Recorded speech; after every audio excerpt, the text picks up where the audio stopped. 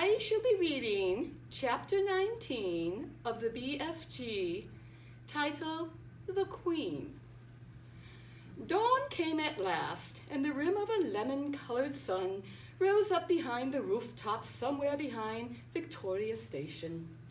A while later, Sophie felt a little of its warmth on her back and was grateful.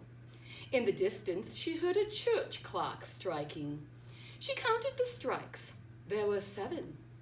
She found it almost impossible to believe that she, Sophie, a little orphan of no real importance in the world, was at this moment actually sitting high above the ground on the windowsill of the Queen of England's bedroom, with the Queen herself asleep in there, behind the curtain, not more than 5 yards away. The very idea of it was absurd.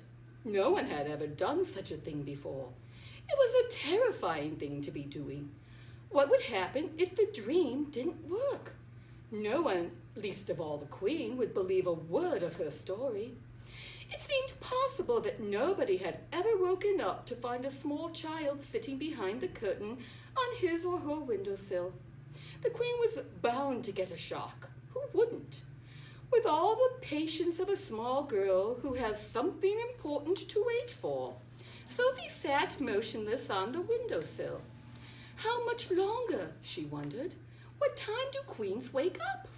Faint stirrings and distant sounds came to her from deep inside the belly of the palace. Then, all at once, beyond the curtain, she heard the voice of the sleeper in the bedroom. It was a slightly blurred sleep-talker's voice. "Oh, no," it cried out. "No, don't! Someone stop them! Don't let them do it! I can't bear it! Oh, please, stop them! It's horrible! Oh, it's ghastly! No, no, no!" She's having the dream, Sophie told herself. It must really be horrid. I feel so sorry for her, but it has to be done. After that, there were a few moans. Then there was a long silence. Sophie waited. She looked over her shoulder. She was terrified that she would see the man with the dog down in the garden staring up at her.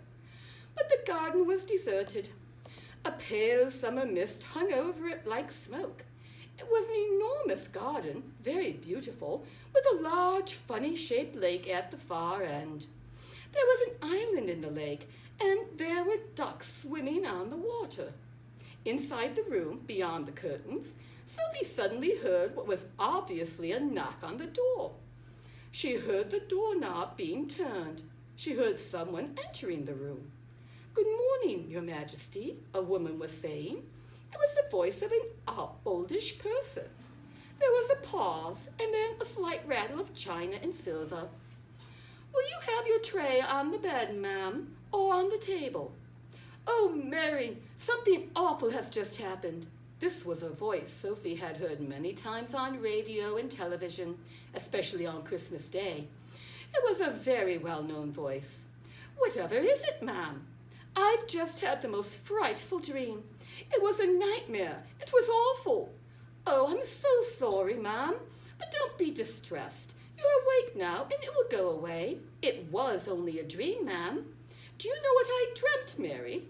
I dreamt that girls and boys were being snatched out of their beds at boarding school and were being eaten by the most ghastly giants. The giants were putting their arms in through the dormitory windows and plucking the children out with their fingers. One lot from a girls' school and another from a boys' school.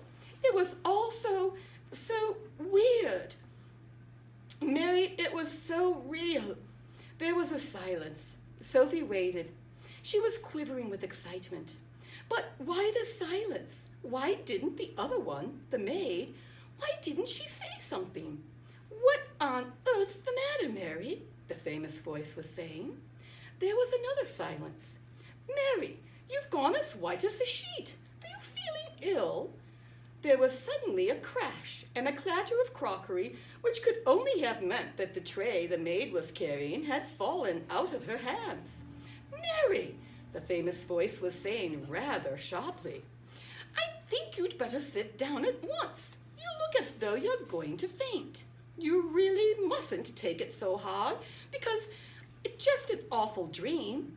That That isn't the reason, ma'am. The maid's voice was quivering terribly. Then for heaven's sakes, what is the reason? I'm very sorry about the tray, ma'am. Oh, don't worry about the tray. But what on earth was it that made you drop it? Why did you go white as a ghost all of a sudden? You haven't seen the papers yet, have you, ma'am? No. What do they say? Sophie heard the rustling of a newspaper as it was being handed over.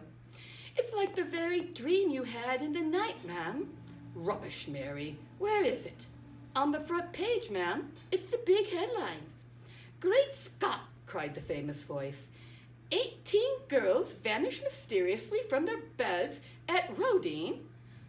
14 boys disappear from Eton. Bones are found underneath dormitory windows. Then there was a pause, punctuated by gasps from the famous voice, as the newspaper article was clearly being read and digested. Oh, how ghastly, the famous voice cried out. It's absolutely frightful.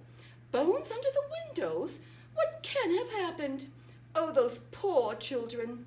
But, ma'am, don't you see, ma'am? See what, Mary? Those children were taken away almost exactly as you dreamt it, ma'am.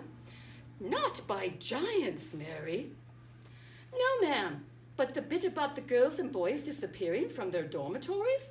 You dreamt it so clearly, and then it actually happened. That's why I came over so odd, ma'am. I'm coming over a bit odd myself, Mary. It gives me the shakes, ma'am, when something like that happens. It really does. I don't blame you, Mary. I shall get you some more breakfast, ma'am, and have this mess cleared up. No, don't go. Mary, stay here for a moment. Sophie wished she could see into the room, but she didn't dare touch the curtains. The famous voice began speaking again. I really did dream about those children, Mary. It was clear as crystal. I know you did, ma'am. I don't know how giants got into it. That was rubbish. Shall I draw the curtains, ma'am? Then we shall all feel better. It's a lovely day. Please do. With a swish, the great curtains were pulled aside. The maid screamed. Sophie froze to the window ledge. The Queen, sitting up in her bed with the Times on her lap, glanced up sharply. Now it was her turn to freeze. She didn't scream, as the maid had done. Queens are too self-controlled for that. She simply sat there staring wide-eyed and white-faced at the small girl who was perched on her windowsill in a nightie. Sophie was petrified. Curiously enough, the Queen looked petrified too. One would have expected her to look surprised, or I could have done had, pardon me, as you or I would have done had we discovered a small girl sitting on our windowsill first thing in the morning. But the Queen didn't look surprised. She looked genuinely frightened. The maid, a middle-aged woman with a funny cap on the top of her head, was the first to recover. What in the name of heaven do you think you're doing in here? She shouted angrily at Sophie. Sophie looked beseechingly towards the Queen for help. The Queen was still staring at Sophie. Gaping at her would be more accurate. Her mouth was slightly open, and her eyes were round and wide as two saucers, and the whole of that famous, rather lovely face was filled with disbelief. Now listen here, young lady. How on earth did you get into this room? The maid shouted furiously. I don't believe it, the Queen was murmuring. I simply don't believe it. I'll take her out, ma'am, at once, the maid was saying. No, Mary, no, don't do that. The Queen spoke so sharply that the maid was quite taken aback. She turned and stared at the Queen. What on earth had come over her? It looked as though she was in a state of shock. Are you all right, ma'am? The maid was saying. When the Queen spoke again, it was in a strange, strangled sort of whisper. Tell me, Mary, she said. Tell me quite truthfully. Is there really a little girl sitting on my windowsill, or am I still dreaming? She is sitting there all right, ma'am, as clear as daylight, but heaven only knows how she got there. Your Majesty is certainly not dreaming it this time. But that's exactly what I did dream, the Queen cried out. I dreamt that was as well. I dreamt there would be a little girl who was sitting on my windowsill in her nightie, and she would talk to me. The maid, with her hands clasped across her starched white bosom, was staring at her mistress with a look of absolute disbelief on her face. The situation was getting beyond her. She was lost. She had not been trained to cope with this kind of madness. "Are you real?" the Queen said to Sophie. Richard Hines. "Yes, Your Majesty," Sophie murmured. "What is your name?" "Sophie, Your Majesty." "And how did you get up onto my windowsill?" No, don't answer that. Hang on a moment. I dreamed that part of it too. I dreamed that a giant put you there." "He did, Your Majesty," Sophie said. The maid gave a howl of anguish, and she clasped her hands over her face. "Control yourself, Mary," the Queen said sharply. And to Sophie she said, "You are not serious about the giant, are you?" "Oh, yes, Your Majesty. He's out there in the garden now." "Is he indeed?" the Queen said. The sheer absurdity of it all was helping her to regain her composure. "So he's in the garden, is he?" she said, smiling a little. "He is a good giant, Your Majesty," Sophie said. "You need not be afraid of him." "I'm delighted to hear it," said the Queen, still smiling. "He is my best friend, Your Majesty." "Oh, how nice," the Queen said. "He's a lovely giant, Your Majesty." "Oh, I'm quite sure he is," the Queen said. "But why have you and this giant come to see me?" "I think you have dreamt that part of it too, Your Majesty," Sophie said calmly. That pulled the Queen up short. It took the smile right off her face. She certainly had dreamt that part of it.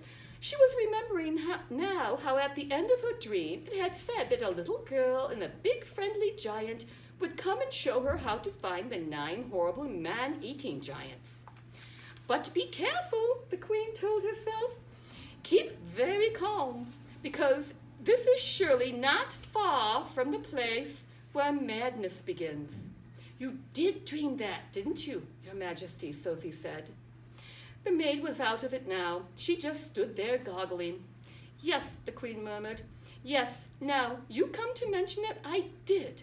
But how do you know what I dreamed?" "Oh, it's a long story, Your Majesty," Sophie said. "Would you like me to call the big friendly giant?" The Queen looked at the child. The child looked straight back at the Queen, her face open and quite serious. The Queen simply didn't know what to make of it. Was someone pulling her leg, she wondered. "Shall I call him for you?" Sophie went on. "You like him very much." The Queen took a deep breath. She was glad no one except her faithful old Mary was here to see what was going on. "Very well," she said. "You may call your giant. No, wait a moment. Mary, pull yourself together and give me a dressing gown and slippers." The maid did as she was told, and the Queen got out of bed and put on a pale pink dressing gown and slippers. "You may call him now," the Queen said. Sophie turned her head toward the garden and called out, "BFG, Her Majesty the Queen would like to see you." The Queen crossed over to the window and stood beside Sophie. "Come down off that ledge," she said. "You're going to fall backwards any moment." Sophie jumped down into the room and stood beside the Queen at the open window. Mary, the maid, stood behind them. Her hands were now planted firmly on her hips, and there was a look on her face which seemed to say, "I want no part of this fiasco." "I don't see any giants," the Queen said. "Oh, please wait," Sophie said. "Shall I take her away now, ma'am?" the maid said. "Take her downstairs, give her some breakfast," the Queen said. Just then there was a rustle in the bushes beside the lake. Then out he came, 24 feet tall, wearing his black cloak with the grace of a nobleman, still carrying his long trumpet in one hand. He strode magnificently across the palace lawn toward the window. The maid screamed. The Queen gasped. Sophie waved. The BFG took his time. This was very dignified in his approach. When he was close to the window where the 3 of them were standing, he stopped and made a slow, graceful bow. His head, after he had straightened up again, was almost exactly level with the watchers at the window. "Your Majesty," he said, "I is your humbug servant," and he bowed again. Considering she was meeting a giant for the first time in her life, the queen remained astonishingly self-composed. "We are very pleased to meet you," she said. Down below, a gardener was coming across the lawn with his wheelbarrow. He caught sight of the BFG's leg over to his left. His gaze traveled slowly upward toward the entire height of the enormous body. He gripped the hands of the wheelbarrow. He swayed, he tottered, then he keeled over on the grass in a dead faint. Nobody even noticed him. "Oh, Magister," cried the BFG. "Oh, Queen! Oh, Monarcha! Oh, Golden Sovereign! Oh, Ruler! Oh, Ruler of Straight Lines! Oh, Sultana! I has come here with my little friend Sophie to give you a BFG." He hesitated and searched for the word. "To give me what?" the Queen said. "Assistance," the BFG said, beaming. The Queen looked puzzled. "He sometimes speaks a bit funny, Your Majesty," Sophie said. "He never went to school." "Then we must send him to school," the Queen said. "We have some very good schools in this country."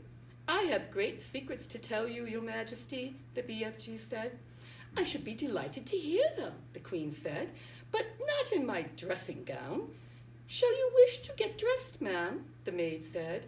"Have either of you had breakfast?" the Queen said. "Oh, could we?" Sophie cried. "Oh, please, I haven't eaten a thing since yesterday." "I was about to have mine," the Queen said, "but Mary dropped it." The maid gulped.